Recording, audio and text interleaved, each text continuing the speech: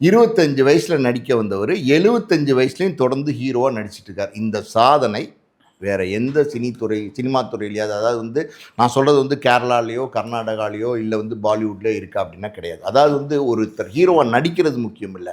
75 வயசுல நடிக்கிற அந்த ரஜினிகாந்துக்கு அவருக்கு இருக்கிற ஓப்பனிங், அவருக்கு இருக்கிற ரசிகர்கள், அவருடைய படத்தை பார்த்து ஒரு என்ஜாய் பண்றாங்கல்ல, அந்த படத்தை பார்த்து குழந்தையிலேருந்து இன்னைக்கு இருக்கிற வரைக்கும், இளைஞர்கள்லேருந்து வயசானவங்க வரைக்கும் வந்து படத்தை தியேட்டரில் பார்த்து என்ஜாய் பண்றாங்க, கிளாப் பண்றாங்க, ரசிக்கிறாங்க, விசில் அடிக்கிறாங்க.